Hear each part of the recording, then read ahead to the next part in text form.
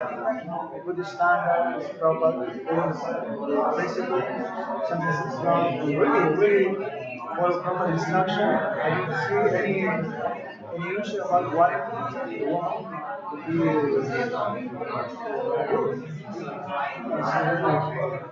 so I opened with the idea also that the woman can be good. Anything else? That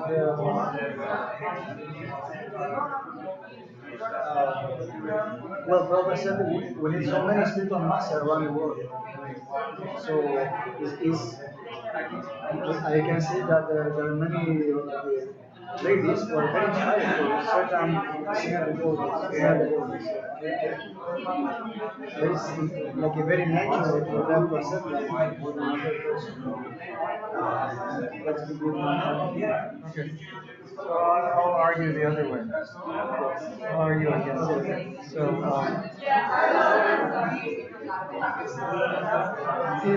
female nature is dependent. Male nature is independent. So position of guru is independent. So therefore, female not suited. It's the wrong mentality and wrong psychology. And we want to establish varnashram. So in varnashram, the woman's place is as the mother, and then also the grandmother. So if we're going to establish varnashram, and then we put women in leading roles, and it throws off the varnashram. It's not Vedic. It doesn't have that position. The male was always the guru. The wife was always the disciple. So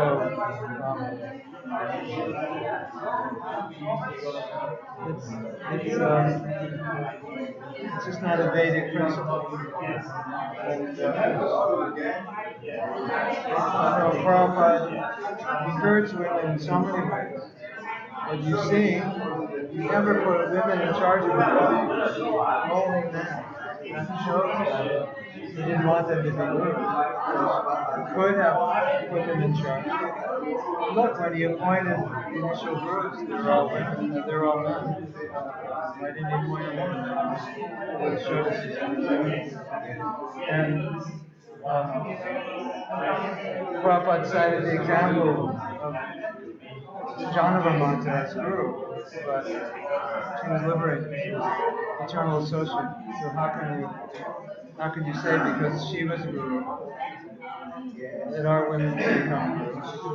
So that's what we cited, and they're very few. All the ones that we cited were liberated souls. Perhaps if she's liberated, that's different.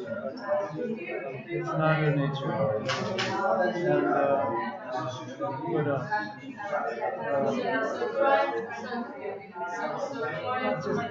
The main thing is it's upsetting Varnashram. It upsets them. It's not part of them. And it's a it's a very Western idea. So the problem is Krishna consciousness as a culture. We're bringing in Western ideas. And and what these Western ideas are going to ruin the yogis. That's basic argument. Now, how did you feel when you were making that argument? What? When you were making your argument, how did you feel? Well,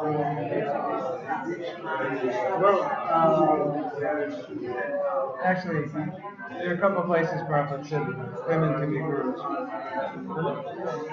But anyway, really? But why is it that, I mean, why is that available? it's there. It's right on both the pro women guru and the anti women guru. The quote is there. There's a letter. But anyway, So how feel? how do you feel? I mean, was there any difference by arguing the other side? Well, first I can be I can do the other side also. I can say that why I know it's wrong. I say the opposite that why a woman shouldn't be this. I can tell the other side also. That I never had that experience. I never read in Prabhupada books. That also I can see that women nature is very possessive. They are very emotional. So that's why I think sometimes it couldn't be take decisions. But how did you feel when you were making the argument the other way? Was it difficult? Uh, Was it upsetting you to do it? no, it wasn't. Yes, we are. That's good. Did you change your mind at all? Yeah, because I'm very flexible person. It's not like I try to Yeah. balance my emotions. So for me, it's not difficult. Instead of arguing, I prefer to look both sides and then try to. Okay. All right. Good. Thank you. Okay, Haribol.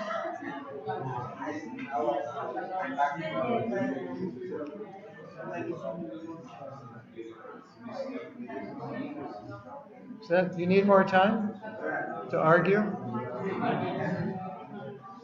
Yes? You need more time? Okay. Okay. Okay, stop arguing. So, what I want to find out from you is I have a couple of questions. You can answer any one or all of them. One is I want to know for any of you was this difficult to do? Okay. All right. Raise your hand if it was difficult. Okay. Okay. Now, what do you think that? Did you get a feeling that that's saying something about your nature that it was so difficult to do, or you weren't thinking like that? Were you thinking like that? Anybody? Well, think about it if you weren't. Um, because to me, if of course, the issue may be I don't know what issue you're talking about, but as a general statement, I would say that's not a good sign. It's not a healthy sign for a person who has to be able to listen to other people. For a person who has to be able to cooperate more with other people, that's not a good sign. If it were difficult, it's just something for you to notice. That, wow, it was really hard to take that point of view. Right?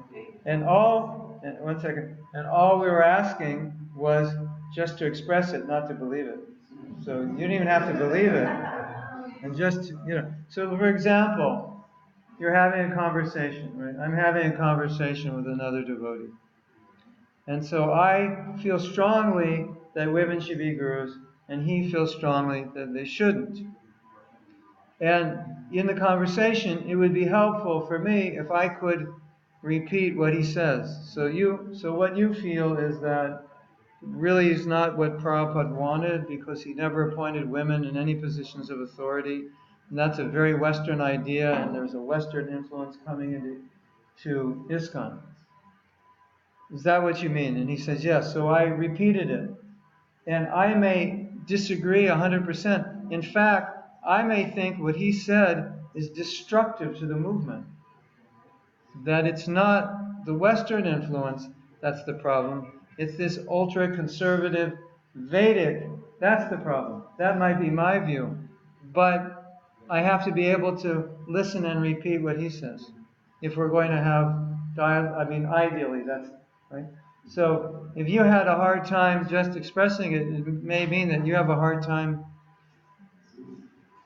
a hard time repeating something that you don't agree with, right?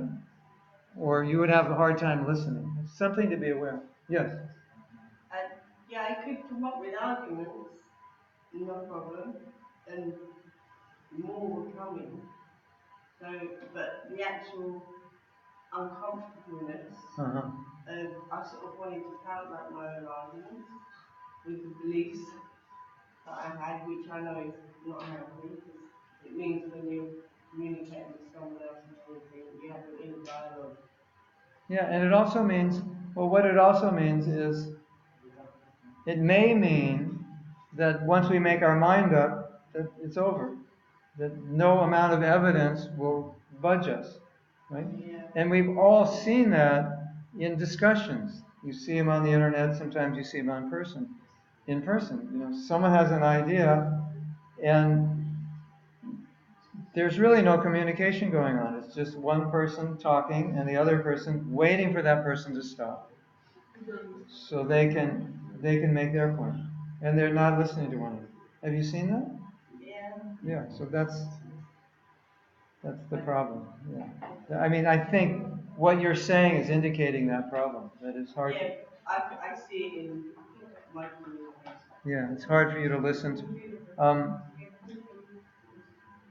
And there's something important. If you want to help devotees, sometimes they're going to tell you things that you don't, as a counselor or just as a friend, they're going to tell you things you don't like hearing. They're going to tell you things like, I think what my spiritual master did is really wrong. And you're going to think, you can't say that, right? But to be a good friend and counselor, sometimes you have to listen to that and say, oh, what did he do? He must have done something really bad. And they have to talk about it. And that's difficult, isn't it? But it's a challenge. Okay. How many of you found this uncomfortable when you were talking about it? It was just, you didn't feel good. It was like really hard. You just, yeah, okay. So what does that mean? Who could guess what that might indicate about us? You have two strong beliefs. Yeah. We're what? Emotionally attached to one of the. Yeah, we're emotionally attached. And that research says when you put emotion to what you believe, it's like, forget it. You know, you can be voting for somebody who is the scoundrel of the universe, but you have emotion attached to that person. You see him as God. He's amazing. Yeah. So when you have emotion attached to belief, which you do in religious organizations, right? There's a lot of emotion. Prabhupada didn't want that. You're going to ruin Prabhupada's movement, right? Before you're a devotee, you have a problem, you just get drunk. It's like problem goes away. But we can't do that, so we do the next best thing and we argue, right? And so there is definitely a lot of emotion attached to our opinions, and that's a very good point. What is an issue that you just kind of like avoid it? Like you have like the point Manoj made earlier about you kind of lean towards one side, but you just choose that you're not in a position to be involved in that, so you just don't. Is that okay, or you should have an understanding instead of? It's probably better than fighting it, but what we're trying to look at here is how our nature we tend to just close off, right? So that may be okay, but you're still closed off. Yeah. You're just not getting involved. So we're having a meeting and we're talking about something. Should we adapt to the changes of society? So as people do not think the way they did when Prabhupada was here. They do not in the West, and very quickly they're changing the way they think in India. So now we're having this big debate in our temple. Should we change our preaching tactics?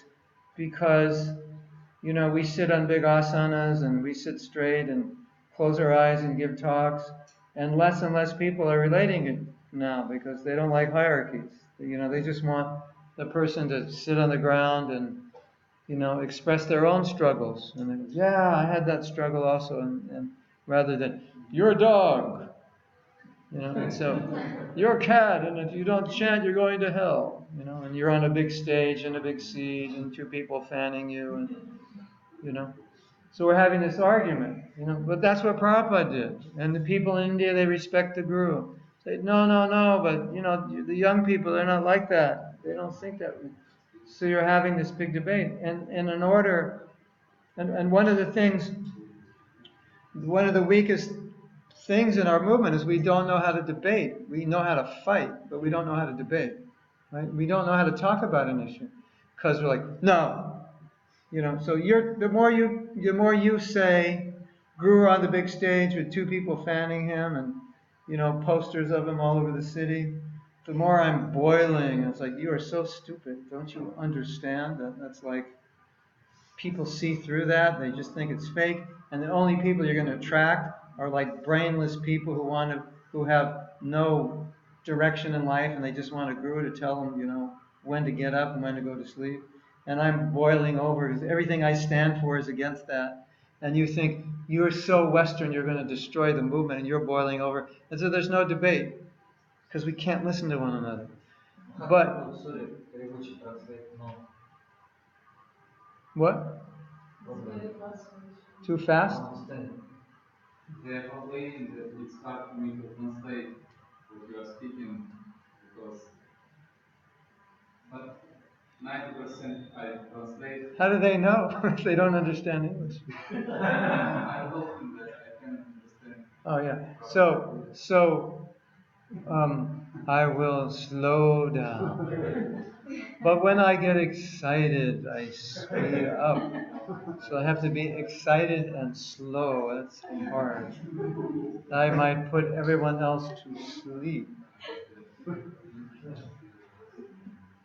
So there's a difference between fighting and debating, right? So we're looking at your point of view. We're looking at all the points. You make this point, people still respect the guru. It's been working. This is India. You have to. If we don't have it, then the other gurus are going to come. The bogus ones, they're going to do it.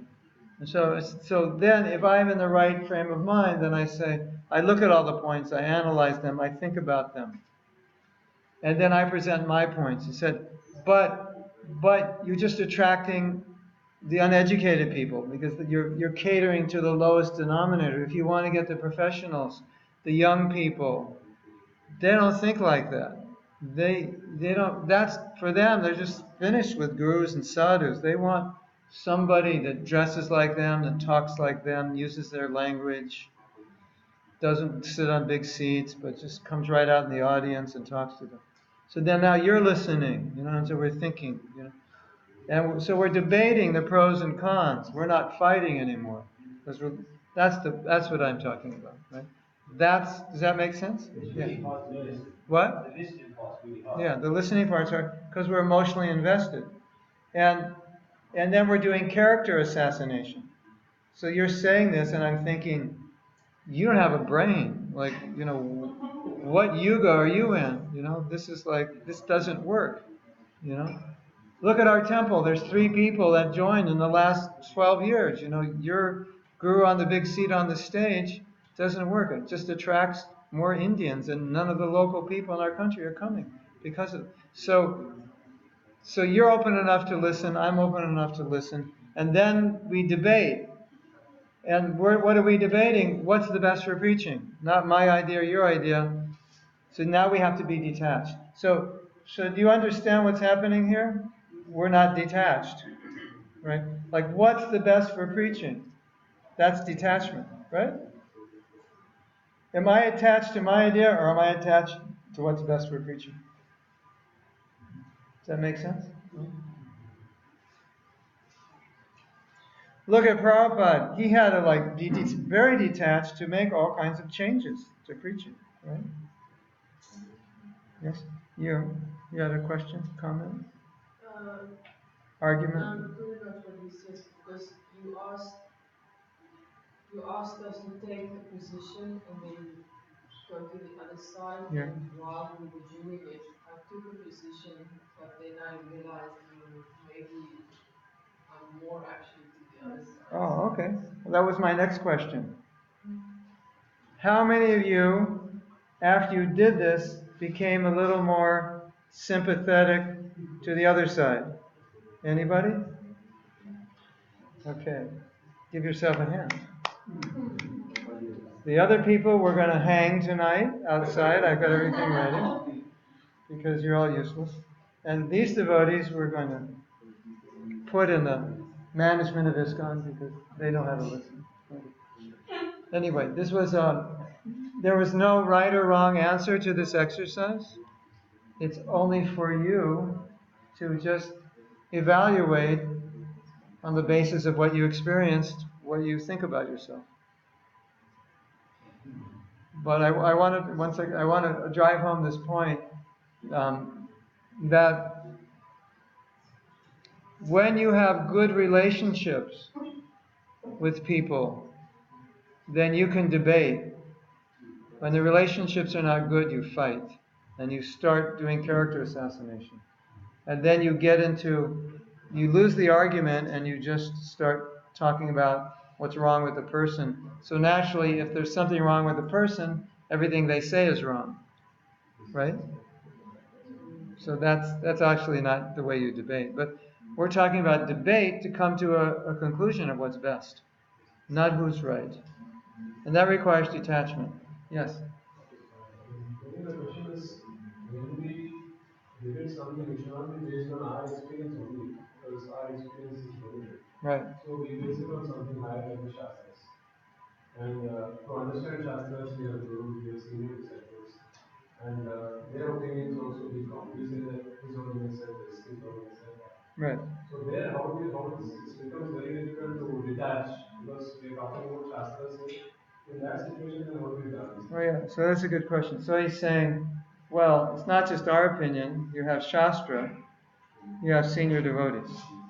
But again, Shastra and how you see it could be your opinion, because that's always coming in there. But then you could say, all right, I agree with that. Maybe a little my opinion, but then I have senior devotees, right? So they establish.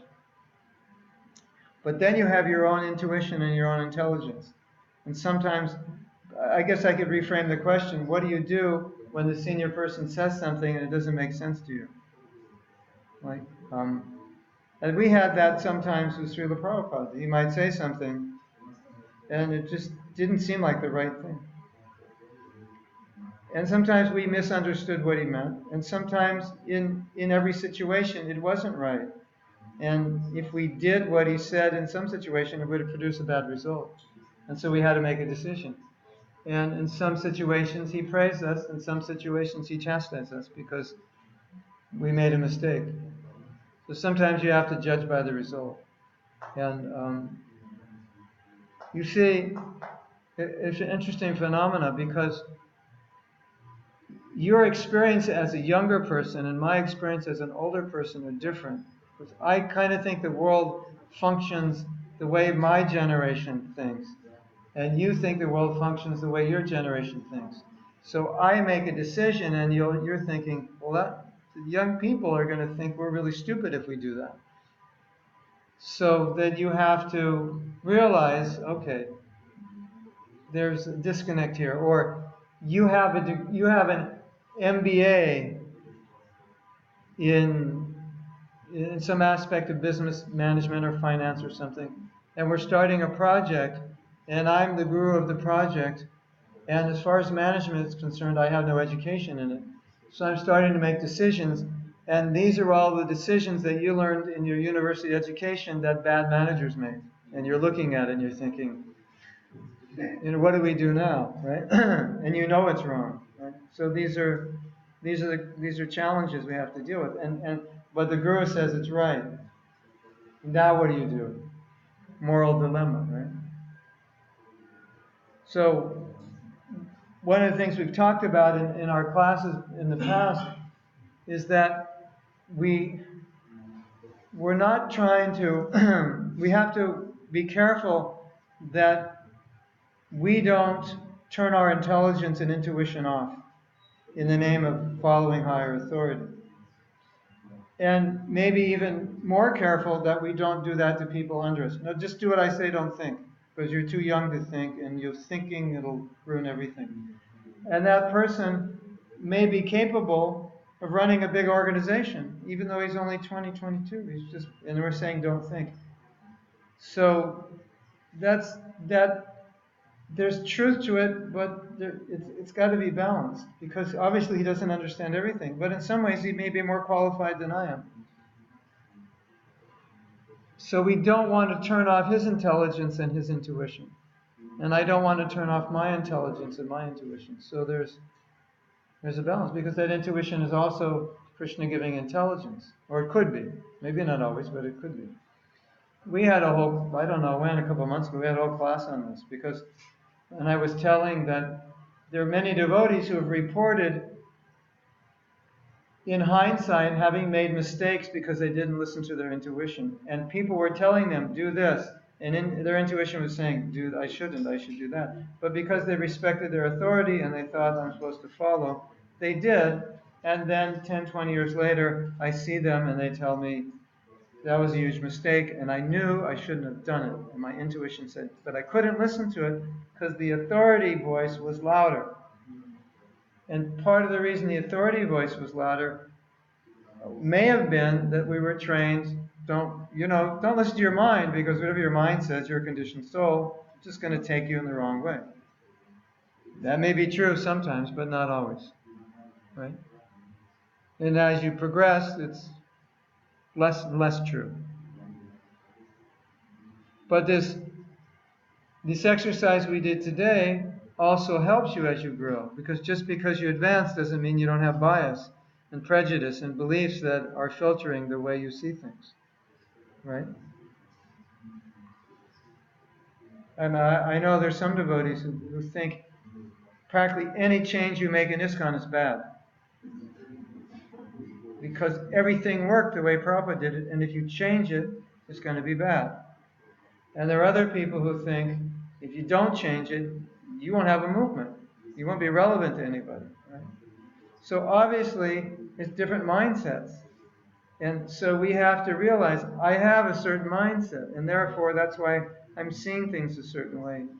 And to be a good leader and a good communicator and to be able to help people, we have to be able to understand that. Otherwise, your mindset may be more modern, mine might be more conservative. Then I'm going to try to, shift your brain around. And it's not going to feel right for you and you won't be inspired. But there can be both. There's room for the conservative and the liberal. And even in the same preaching program, there can be both elements. Right? These principles we can't change. And these we have to change because they're not working anymore. So that's a better way of, and anyone who's worked with leadership that is able to do that is very happy, very satisfied. Because they'll always try to understand you, right? And what's one of the worst things? You talk to somebody and they don't understand you. That's one of the most frustrating experiences, isn't it? And the opposite is one of the most satisfying. And you don't have to agree, you just have to understand.